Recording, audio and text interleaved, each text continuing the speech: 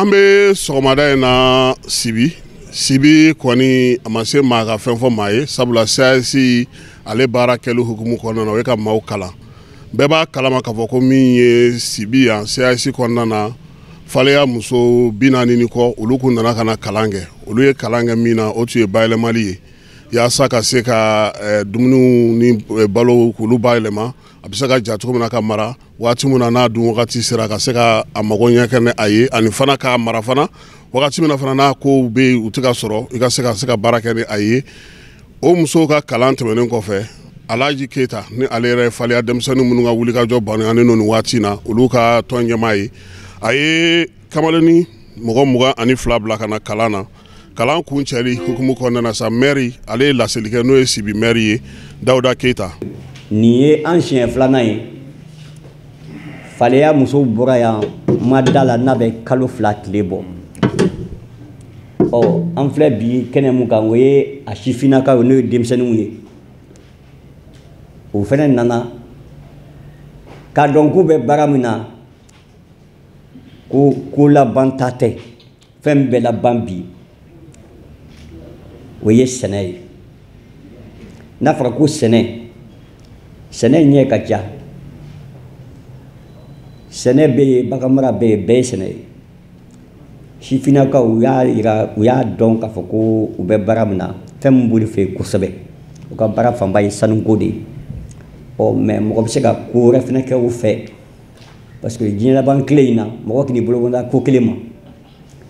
Mais ko ŋunu tɛ san sɔrɔ jugu kɔ parce que a initiative hakilina taara dɔ de fɛ. Je pense que musow ye ɲɔgɔn sɔrɔ an sababu min na ka na u ka transformation dege denmisɛnnin ninnu fɛnɛ nana o kadara kelen kɔnɔ. E hakili la o ye Laji ka timinandiya ye ani faleyakaw ka association bɛ Bamako olu ka hakilinaw de don. Bon, Mali bɛ nin de ɲini na c'est-à-dire que ressortissant a caman bɛ yen nɔ a caman tɛ sira ɲuman don n'u ka mɔgɔw kɔrɔ généralement espérance ninnu b'an na mais je pense que ce n'est pas le cas de Faleya. An bɛ faleyakaw fo kosɛbɛ u ka miiriya ɲuman na ani u ka fasede ɲumanya la ka ɲɛsin u ka dugu ma. Yaasa ka se ka ninnu kalan Zein ta kɛra misi ale baara de kan. Misi bɛ sɔgɔ cogo di? Misi yɛrɛ balo bɛ kɛ cogo di? Misi bɛ ladon cogo di? Alassane Bore ale min ye centre yɛrɛ CAS directeur ye ale ye ɲɛfɔli kɛ o kɛnɛ kan jɔnjɔnden ale don. An ye baara kɛ bagan mara de kan baganw. Donc ni ko sɛnɛ Faleya yɛrɛ u yɛrɛ ka jatefɔ la yɛrɛ kofɔli o bɛɛ ye sɛnɛkɛlaw ye. Donc ni ko sɛnɛkɛla i ko bagan marala donc a bɛɛ b'a kɔnɔ. Donc bagan mara fana côté jumɛn don u bɛ se ka nafa sɔrɔ a la cogo min na joona joona. Donc o de nana ni an ye baara kɛ embouche de kan.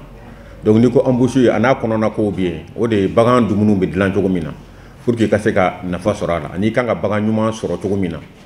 N'i taara sugu la i kan ka bagan sifa jumɛn ni jumɛn ta k'o kɛ embouche ye voilà. Donc an ye nin tile n bɛ se k'a fɔ tile 3 kalan aw kana wagati janya lajɛ mais nafa min b'a kɔnɔ an b'o de lajɛ puisque n b'a dɔn n tigɛlen b'a kan k'a fɔ aw ka formateur a seko ye min ye a y'a dɔn ma pour que aw ka se ka nafa sɔrɔ a la. Donc hali bi aw b'aw jija n'aw seginna so aw kana sigi ten aw ka waleyaw yira aw ka baara kɛ n'a ye baarakɛminɛn de filɛ aw bolo nin ye tan baarakɛminɛn de dira aw ma. Donc n bɛ bɛɛ fo ka bɛɛ waleɲuman dɔn Ala ka segin ni bɛɛ ɲuman ye. O tɛmɛnen kɔ ka bɔ yen faleyakaw olu yɛrɛ tun bɛ kɛnɛ kan u ka jɛkulu min bɛ yen n'o ye RSF ye Mamadu Seni Keyita ale ye laseli kɛ ka bonyamasegin kɛ ka ɲɛsin centre mɔgɔw ma u sera ka nin wulikajɔ min kɛ ka ɲɛsin faleyakaw ma. Moi c'est monsieur Keyita Mamadou Seni, le président de l'association des ressortissants et amis de la commune de Faleya, RSF. Franchement les mots me manquent.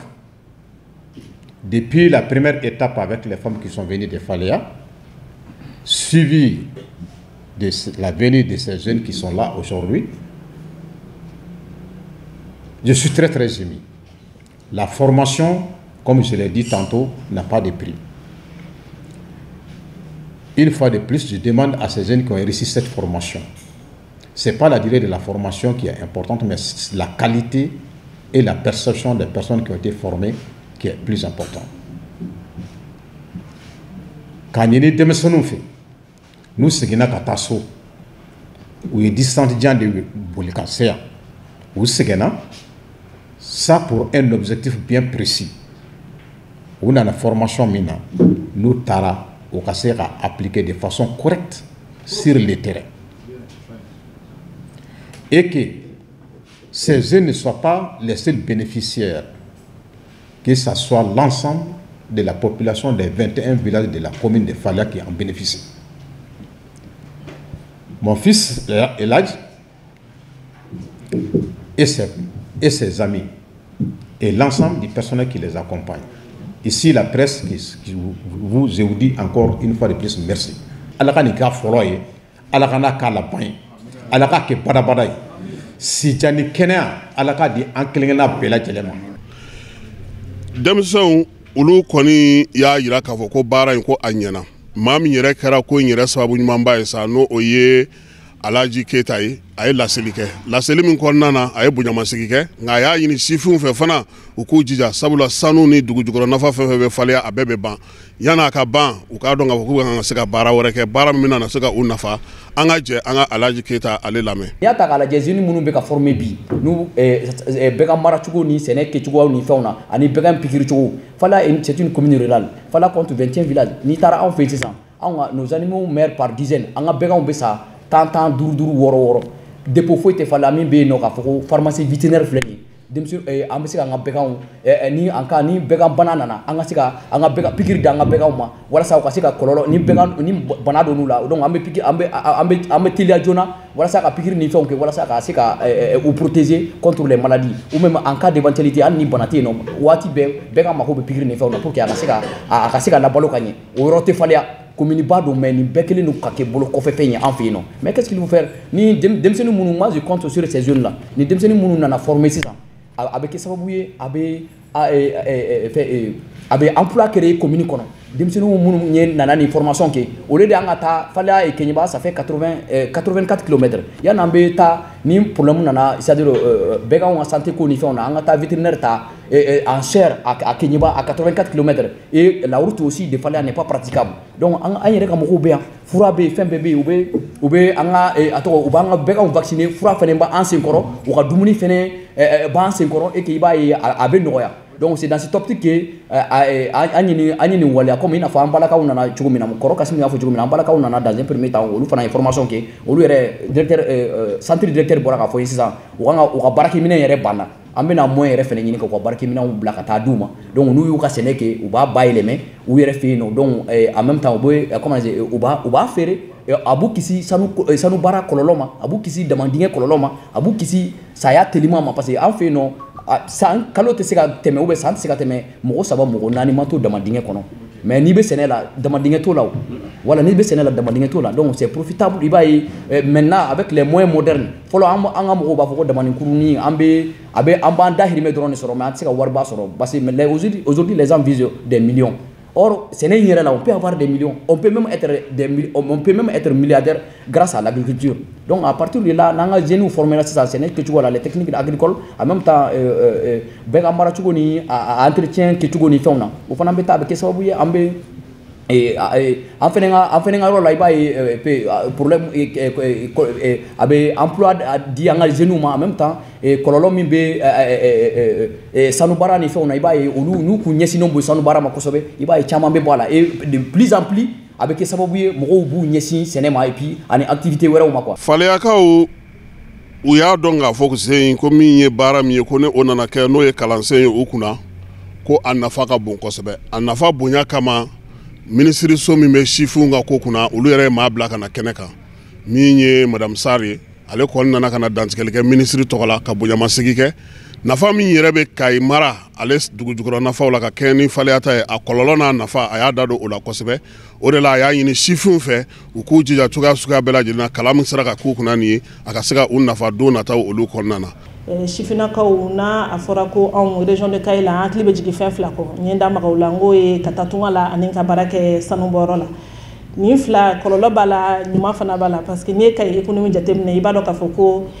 a bakuruba la a gulonnen bɛ nin fɛn fila la an ka diaspora bɛ wari min na don an kun ani an ka sanubɔyɔrɔ bɛ wari min na don mais n ka kana kɛ k'a fɔ ko n'i ma baara kɛ sanubɔyɔrɔ la o kɔrɔ tɛ ko baara t'i bolo baara b'i bolo an kana bɛɛ bila k'a fɔ k'an ka taa sanu baara la n'i ye sigida lajɛ aw ye formation ta secteur min na o secteur de nafa ka bon kosɛbɛ secteur rentable don fana a bɛ taux de chômage fana kɛlɛ sanu minnu bɛ baara kɛ sanu entreprise minnu bɛ sanu labaara aw ka sigidaw la aw kan ka kɛ olu ka partenaire de ye peut-être tubabukan yɔrɔ la n ma se k'an da maga o la dɔɔni n'u bɛ sanni kɛ généralement i b'a sɔrɔ u bɛ kuma norme de kan norme internationale i b'a sɔrɔ anw ka misiw minnu bɛ yen yɛrɛ i b'a sɔrɔ u tɛ maga la exactement c'est vraiment ça u bɛ taa a bɛ labɔ de a bɛ bɔ ka taa yɔrɔ wɛrɛ la olu de b'a sɛgɛsɛgɛ ka u ka numéronin kala k'a fɔ k'a norme internationale don ka tila ka segin ka n'a feere donc en fait an tɛ fɛn sɔrɔ a la n'i y'a jateminɛ aw bɛ min kan sisan o de y'a lakika ye o de ye développement yɛrɛ yɛrɛ ye donc an kan ka laji fo o initiative la ka nin centre mɔgɔw fana fo aw ka kɛ olu baara kɛwaga ye ka kɛ exemple ye nin ka k'a daminɛma fana ye n ye min fana fɔ n ka kuma kɔnɔ n ko u k'u jija ni aw seginna attestation papier in ye a y'a kɛ mais a kana bila yɔrɔ la k'a datugu aw k'aw jija aw ka taa baara waleya sigida la olu fana ka se ka dispositif dɔw sɔrɔ min b'a u permettre ka taa aw lajɛ aw ka sigidaw la aw bɛ ka baara ninnu kɛ cogo min na. denmisɛnninw tɔgɔ la min ye Boubacar Sidiki Jalo ye ale fana ye waleɲuman dɔn kɛ ka ɲɛsin bɛɛ lajɛlen ma sabula fɛn caman tun bɛ bagan mara la kuma tɛ misi mara ma olu tun t'o ɲɛdɔn u y'o ɲɛdɔn nin ko in senfɛ o y'a to fana min ye don nataw la u yɛrɛ fana bɛ se k'u jeniyɔrɔ fi cogo min na misi ale maracogo ɲuman na u ka sigidaw olu kɔnɔna na a y'i da don la k'o bɛɛ lajɛlen dantigɛ. an nalen bɛ ka formation dɔ de suivi n'o ye bagan mara formation ye formation in ɲana kojugu